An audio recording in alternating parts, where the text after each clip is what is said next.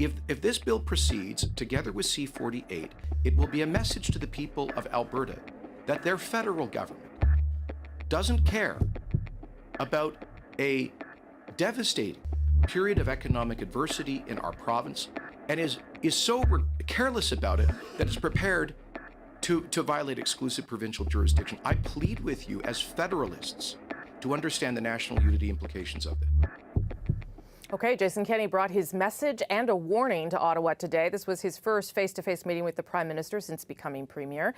Safe to say the two had a lot to talk about, but were they able to find any common ground, and what should we make of Kenney's strategy here? It's Thursday, and it's At Issue is here to dig into all of this and more. Chantal Hébert is in Montreal, Andrew Coyne is in Toronto, and Andre Diomise joins us from Winnipeg tonight. Good to see everybody. I'll start with you, Chantal. What do you make of Jason Kenney's strategy today? This sort of warning that there's a constitutional challenge coming when it comes to Bill C-69, that there's a national unity crisis on the front burner if this continues. 3 points. The first, the election was 2 weeks ago. There would or might have been merit in letting more time elapse between the election and today, not because of any calendar-related issue, but because it allows one who has just won an election to move from campaign rhetoric to governmental rhetoric. The second point is, having covered a fair number of premiers from Quebec who came to Ottawa and pitched the same kind of message, there is also merit in not using your nuclear bomb or not showing what you think is a nuclear bomb on your first appearance, be it only because if things don't work out your way, you can't go back and use it again or say you're going to use it when you can't.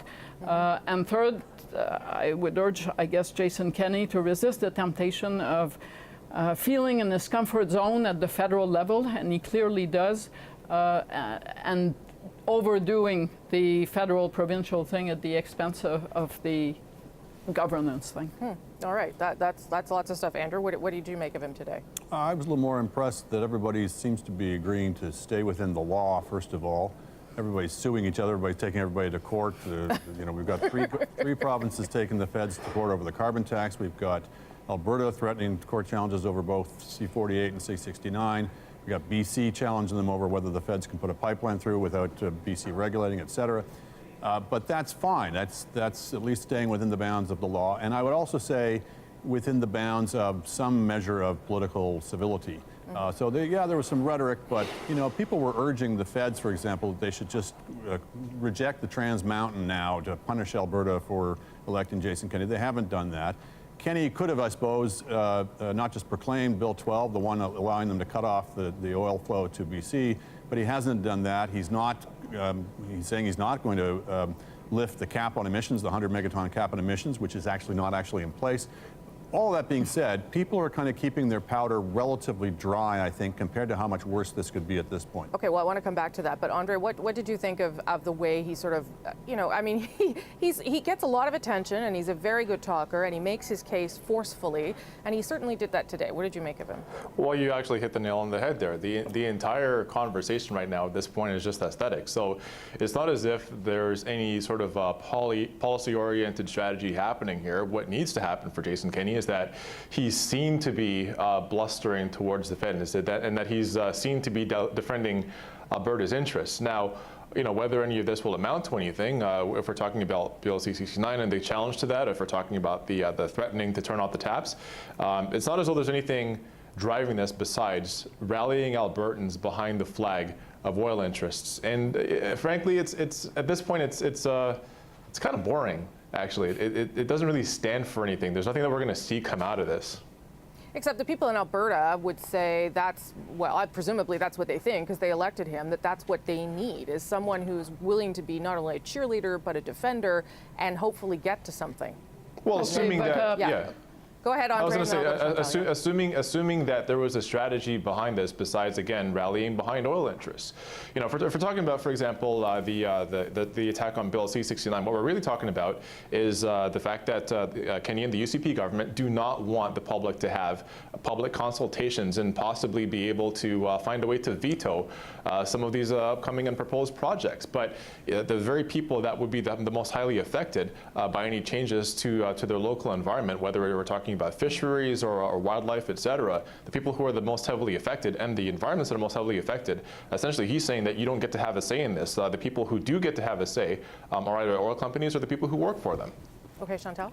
I'm not convinced that that is really what he means, and I say this from the perspective of having watched various Quebec governments argue the same point, that is that the province is well able to make that assessment and to take care of its own people without the federal government wading in to decide for Alberta what should or what should not happen.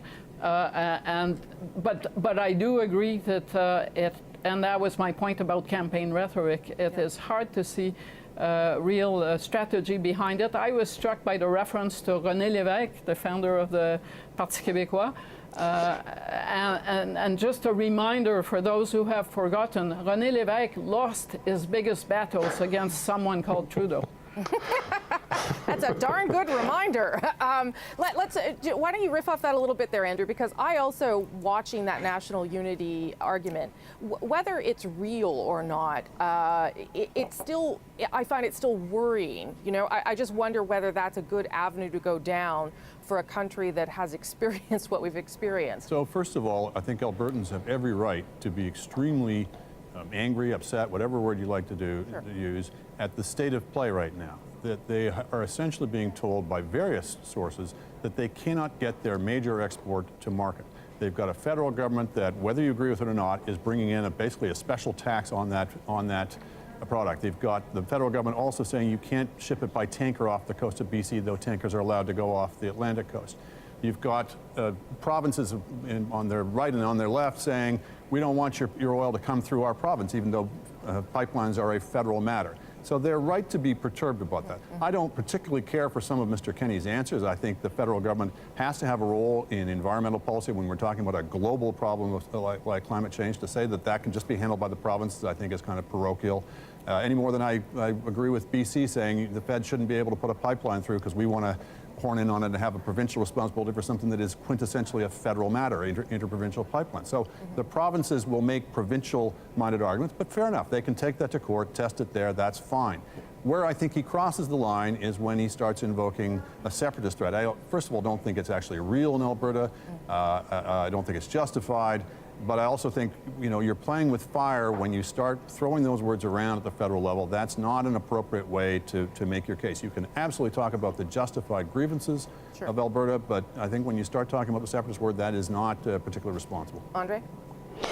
Speaking to your comment, Andrew, about not being able to get the product out to market, Konrad Jakubowski actually wrote a very good article in the Globe and Mail recently, where it essentially illustrated the difference between, for example, a conventional oil extraction that happens to be, what's happening in, for example, in Saudi Arabia, which HSBC, turned down.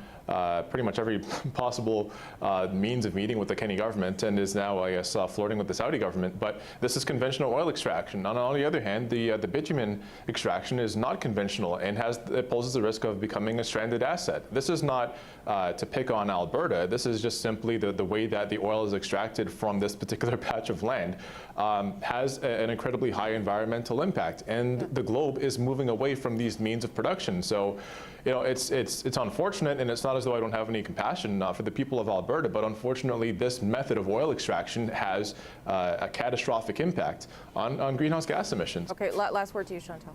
Well, you do realize all those court challenges will go all the way up to the Supreme Court if they do happen, and those that are happening. So we're not going to get any answers on any of those things until after the next election.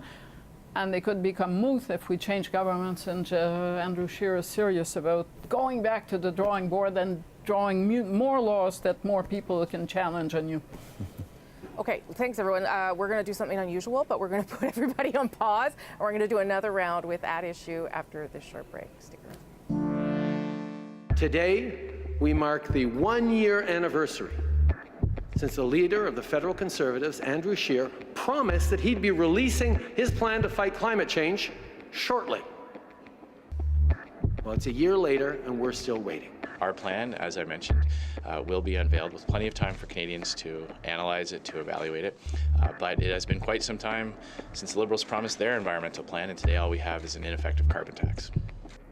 Recent floods in parts of eastern Canada have brought climate change back to the debate. I'm not sure it ever left, but it's in the forefront now. Lots of differences of opinions about how to handle this reality. We're back for another round of At Issue. Chantal, Andrew, and Andre. Andrew, let's start with you on this one. I thought, the flooding sort of is in everybody's face right now, particularly if you're going through it. And so I wonder if that makes you think about climate change more immediately and what you want to see from leaders when they decide how to deal with this issue, and whether that will factor into the election in a different way because of that. I doubt it by the time the election comes around. First of all, I think there's some debate about whether this or that flood was actually the caused by global warming. But the general point of increasing incidence of extreme weather events is certainly well taken. And it's going to put it top of mind for some people for some time. But the election's not for several months from now. I suspect by then the number of people for whom the floods are driving their vote is going to be relatively small. What do you think, Andre? I mean, this should be an issue that is nonpartisan in a way, climate change, and maybe it is, and it's just the policy approach that is different. Well, the unfortunate thing is that I don't know that any of the major parties are taking a policy approach that's going to substantially address the problem. I agree with Andrew that I don't think it's going to necessarily be an election issue. I think that for most people, what's front of mind is their immediate economic circumstances. So whether they're able to find work, whether they're able to take care of families and so forth. But you just take a look around at what's happening. If you look at the statistics, I mean, the Insurance Bureau between 2008 and today has basically shown that the cost of each catastrophic weather event has practically quadrupled. So you can argue whether it's due to man-made climate change or not, but the fact is this is what's happening. And without policy set up to address that, I mean, this is just what we can expect for the immediate future. Chantal?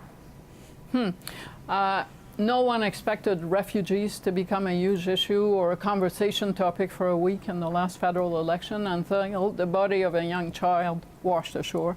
And if we'd been having an election campaign over the past few weeks, the weekend floods would have pushed climate change and changed the optics on everyone's policies, probably hurt the Conservatives tremendously.